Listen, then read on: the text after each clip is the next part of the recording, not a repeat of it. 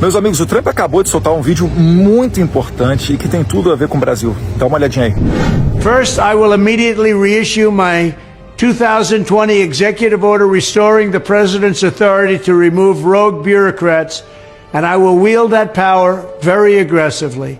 Second, we will clean out all of the corrupt actors in our national security and intelligence apparatus, and there are plenty of them. The departments and agencies that have been weaponized will be completely overhauled so that faceless bureaucrats will never again be able to target and persecute conservatives, Christians, or the left's political enemies, which they're doing now at a level that nobody can believe even possible.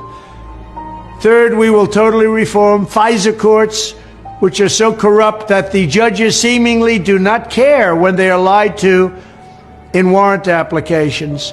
So many judges have seen so many applications that they know were wrong, or at least they must have known.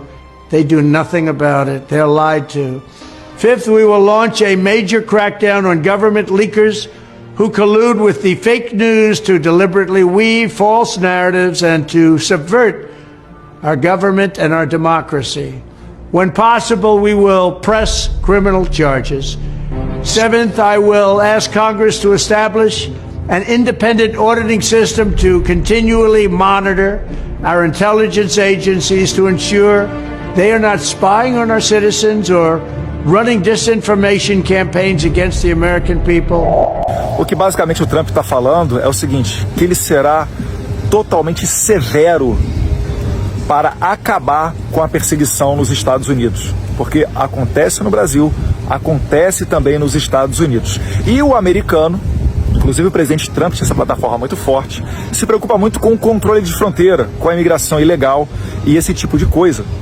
E isso é totalmente conectado com o caso do Felipe Martins. Felipe Martins, ex-assessor especial do presidente Bolsonaro, ficou preso mais de 6 meses no Brasil por supostamente ter viajado aos Estados Unidos, como se isso fosse um crime. Só que o negócio não está somente aí. É que quando ele não foi aos Estados Unidos, é porque o Felipe Martins não foi aos Estados Unidos da maneira como a Polícia Federal do Alexandre de Moraes estava acusando ele. Só que foi inserida uma entrada falsa do Felipe Martins no território americano por burocratas de imigração norte-americana.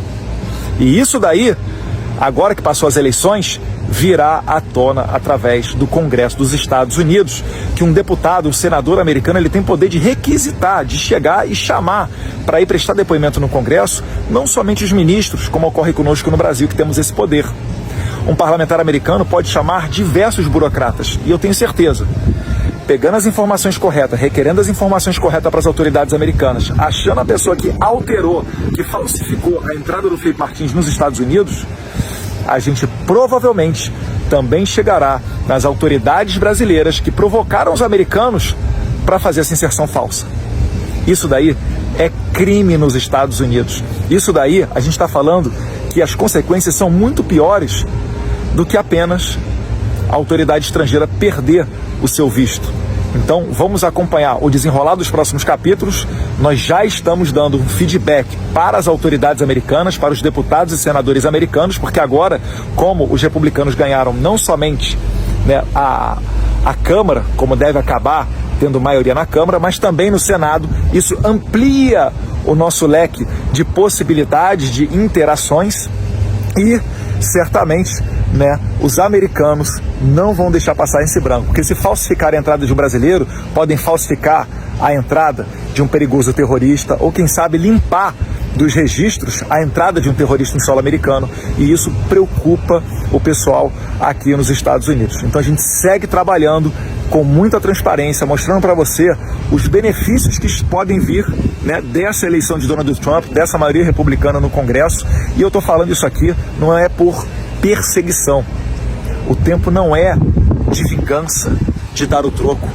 O tempo é de muita calma, serenidade, sabedoria e de justiça, sem adjetivo. Não é justiça social, justiça de direita ou justiça de esquerda, não. Apenas fazer o correto, o justo, seguir as leis. É tempo de liberdade.